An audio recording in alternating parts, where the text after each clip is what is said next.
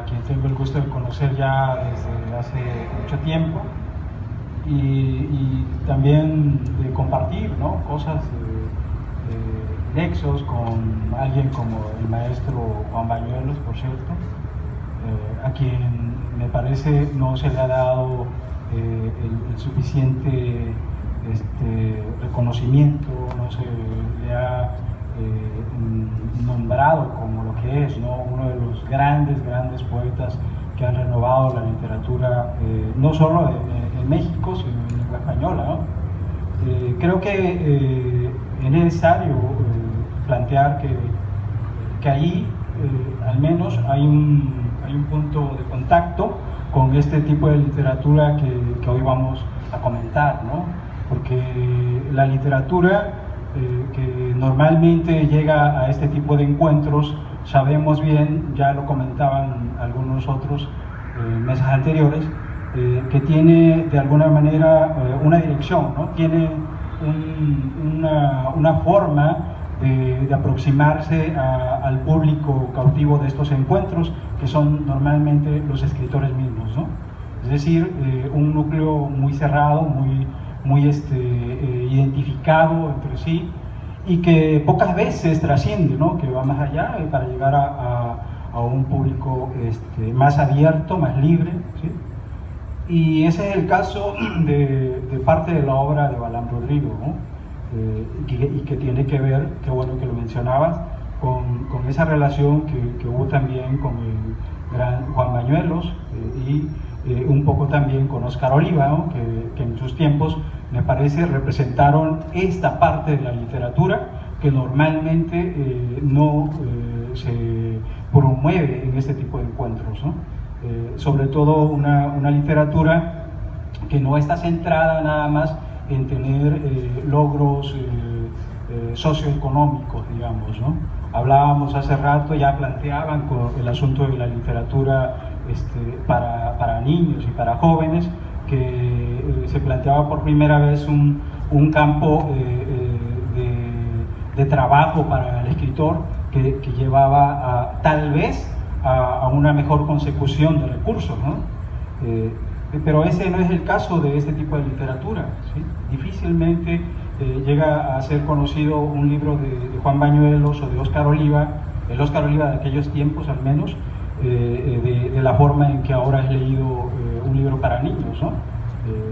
Y entonces me parece que al acercarse a esta parte de la obra de Balán Rodrigo, de alguna manera vuelve a poner el tema, que es muy importante, ¿sí?, de la libertad en la literatura, ¿no? Y más allá aún también de la literatura que se escribe no para un público específico que va a otorgar concesiones, premios, prebendas de todo tipo, ¿no?, sino para alguien más. Y ese alguien más generalmente es un público que no viene a estos encuentros, pero que está allí, que muchas veces, de hecho, busca al autor y le dice lo que realmente piensa de la literatura, ¿no? Que pocas veces está representada en este tipo de eventos, ¿no? Y pues yo quisiera leer un texto que preparé, un texto muy breve en realidad, para que después, si hay tiempo, platiquemos un poco más de ello, ¿no?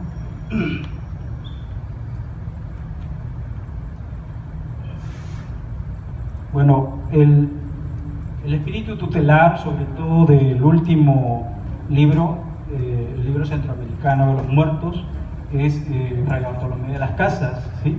El libro está escrito, al menos parte de él, como un palimpsesto de fragmentos de la obra de las Casas, de la brevísima relación de la destrucción de las Indias, ¿sí? Y por eso tomé también un fragmento de allí que dice: y otra cosa no han hecho de 40 años a esta parte, sino despedazallas, matallas, angustiallas, afligillas, atormentallas y destruillas por las extrañas y nuevas y varias y nunca otras tales vistas, ni leídas, ni oídas maneras de crueldad.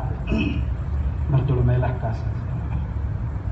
No se puede imaginar la historia sin la constante migración de los seres humanos. La lucha por los recursos necesarios para sobrevivir obliga a eso cuando hay escasez, y siempre hay escasez. De ese modo salieron los primeros grupos de África y comenzaron a descubrir y poblar el mundo. En su paso por terrenos inhóspitos aprendieron a dominar la naturaleza y tuvieron que adaptarse a múltiples entornos. La historia no ha cambiado mucho ese patrón. Un territorio que se vuelve hostil obliga a sus habitantes a buscar mejores opciones.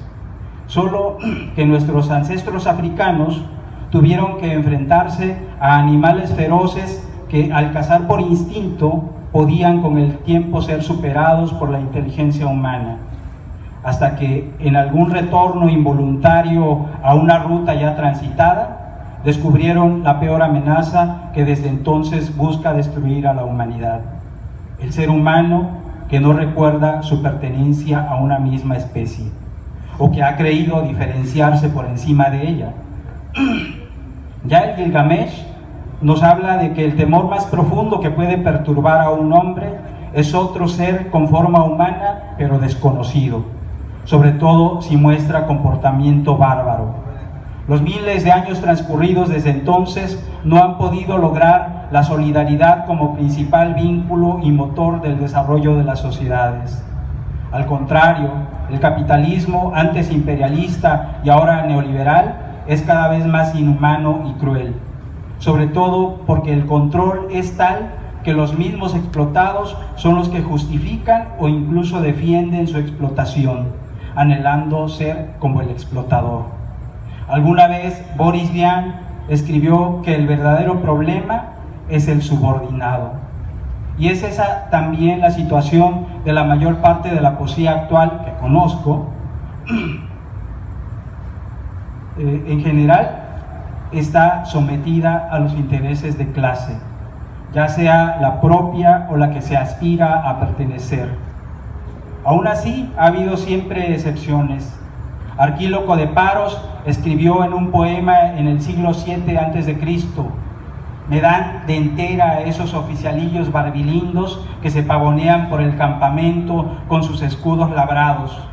Prefiero 1000 veces a esos soldados chaparros, peludos y burdos que recién llegados del surco no te traicionan en el campo de batalla, diferenciando así a los cercanos al poder de los intrascendentes para este.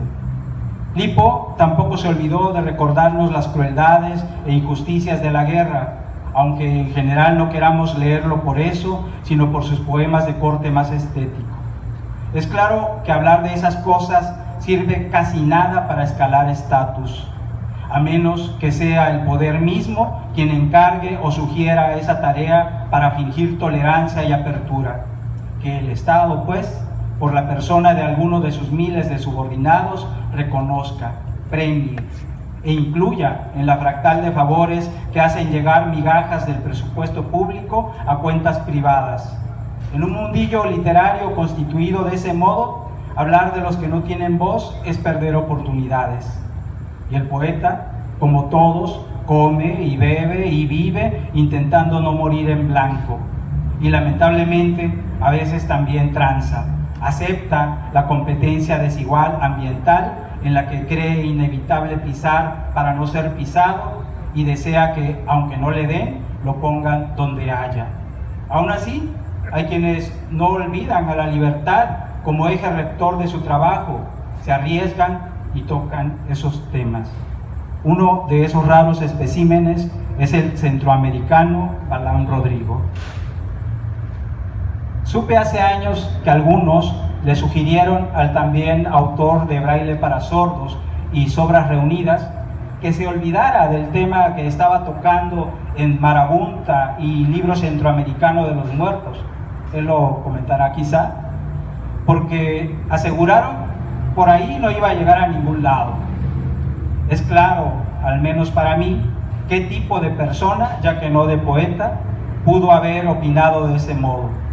El subordinado del que ya hemos hablado antes, el sometido al sistema que espera ser aprobado e integrado y sueña con escalar hasta el Olimpito mexicano de las becas más gordas.